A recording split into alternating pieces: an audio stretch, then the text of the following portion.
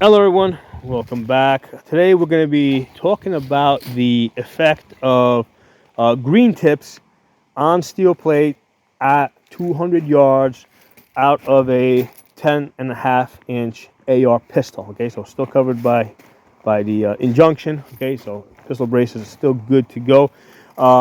So I've got this piece of mild steel here that's about a half-inch thick. Okay, so I actually have a couple of pieces. I'm using this as a sample, and the goal here is like I want to be able to shoot these pieces of mild steel that I have at some distance with my 223, 5.56 ARs without damaging the steel. Okay, so the goal is not to damage the steel. I don't want to damage the steel. The reason is because if you start cratering it, when the bullets hit it, if they go into a crater, they can deflect in some unpredictable direction. So I want to keep the face relatively flat. So again, this is just a test dummy that we're using here. I got other pieces. So what I did is yesterday I shot this with both Tula and Wolf out of an 18-inch AR. Okay, so when I shot it at 200 yards, these are the impacts here, right? So it cratered it, crater. Okay, where's it? That's a crater right there. Crater. So these are the craters. They're the ones with the black paint on them because I basically spray painted them over. So I saw that, yeah, at 200 yards out of a 18-inch and a 16-inch wouldn't be that much different.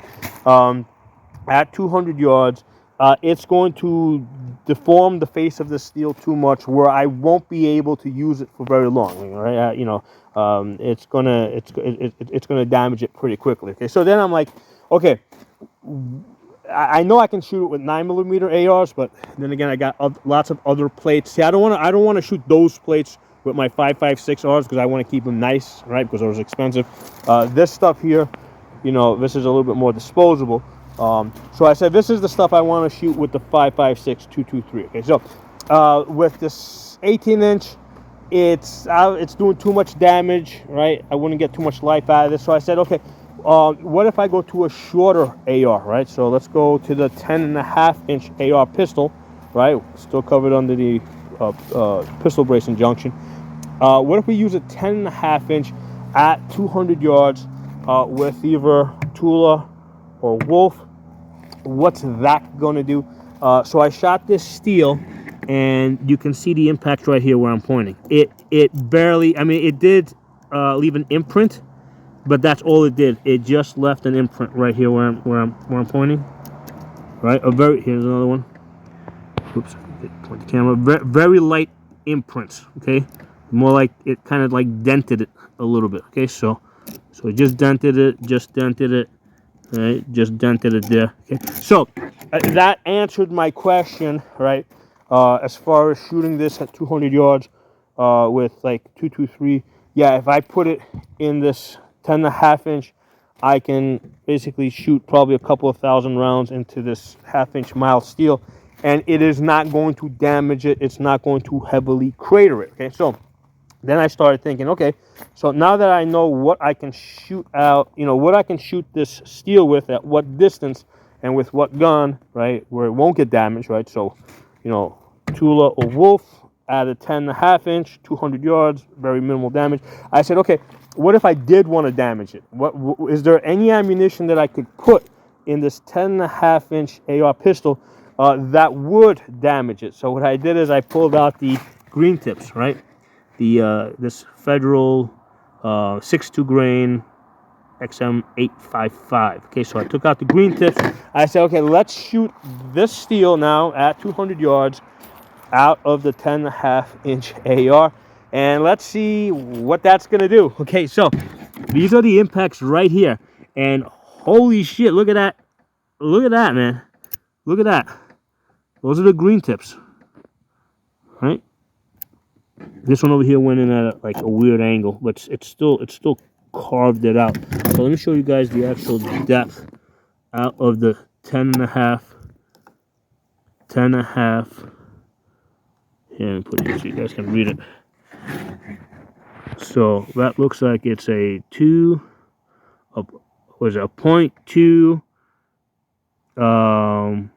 3.5. Okay, all right. So here you can actually see the actual depth, how it's protruding. That's the depth that the green tip made on the steel out of the 10.5-inch AR pistol, right? Compared to when I shot it with other stuff, where it just dented the surface a little bit. See, it just dented the surface.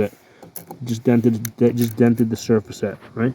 So the interesting thing here is that the 10.5-inch with the green tips, right? If we look at the penetration here, okay, is actually, if we go back to the other craters, it's more than half. It's more than half of, well, that one's like, it barely got in there. It's like, that's like not even a quarter of the depth. Okay, but if we go to the deepest ones here, right? Here, let me actually measure it. We'll measure this one. You guys can, we can look at it on the caliber. Get the, so that's like a point 141. Okay, so that's an actual measurement there, right? So the green tips out of the 10.5-inch barrel penetrated more than the Wolf or the Wolf WM193 out of an 18-inch barrel. Okay, they penetrated more. So that's an interesting piece of information to know with regards to your 10.5-inch AR pistol. Okay, with some ammunition, with most ammunition, right, with most ammunition, most target ammunition, it's gonna, you can shoot steel at 200 yards and it's barely gonna leave a mark on it. It's gonna leave a mark on it, right? It's just gonna lightly, I mean, I can feel it in my finger. I mean, that's more than just paint coming off. Like, it actually left an imprint on it. But the point is, I can actually get some good mileage out of this shooting it with target ammo at 200 yards with that 10.5. But if I wanted to have some real impact, I can just switch in the green tips, and all of a sudden I go from like just denting the surface a little bit to getting some real penetration. Okay, so right there you can see that part again that's sticking out. That's how, you know, from this part out, that's how much the green tips penetrated. Again, same 200 yards.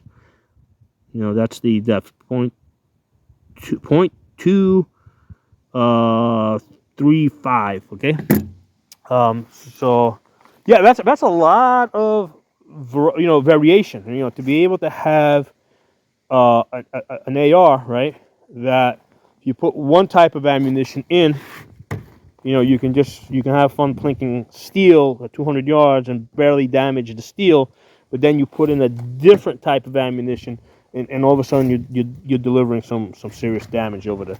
Hold on, let me put this camera on a tripod. So I've recently done a bunch of videos on the 10.5-inch AR pistol. In the past, I didn't really pay too much attention to it because I kind of lumped it together with the 7.5 that I have. The 7.5 being really loud, okay, having a tremendous muzzle flash, especially if on a cloudy day or if the sun starts setting. So I kind of like lumped the two together, okay. And lately I've been doing a lot more shooting with the 10.5, and the more I've noticed that it's not that much louder, right? Especially if you have a linear comp at the end. Okay, that linear comp over here, that sends more of the noise downrange. Okay, so this one's from Core Valley. They're pretty cheap. They're like, I think like $35 or $40. So if you have a linear comp, and I also have it on my 7.5, but on my 7.5 it doesn't seem to be as effective as it is on the 10.5. So I've been doing a bunch of shooting over the last like 2 weeks. I've noticed that, you know what, it's really not that much louder than a 16-inch. It's a little bit louder, but it's not that much louder. It's not as loud as a 7.5. It doesn't give off that much of a muzzle flash. Now, if I'm shooting fast, like boom, boom, boom, boom, boom, I'll start seeing the flash. The flash is there. The outside observer can see it. When I watch in the videos, I can see a little bit of a flash. If the sun's setting, you're definitely going to see flash. But it's not anywhere as bad as the 7.5. Okay, so yeah, those are two things I was that two reasons why I don't love the 7.5, even though it's nice to hold and move around with. You know, when you go to the 10.5, it's pretty comfortable, right? To move around with. It's a lot, you know, pretty lightweight. The loudness is not that bad, right? If you got good earmuffs, the muzzle flash is not that bad. Very rarely, if I'm shooting, I'm looking through the scope and I can see a little bit of a flash. I mean, with a 16-inch, I don't see any flash at all when I'm shooting. Even at night, if I'm shooting at night with the 16-inch, I really don't see the flash. With the 10.5 at night, if I'm doing night shooting, I will see the flash. Okay, so that's one of the things with the 10.5.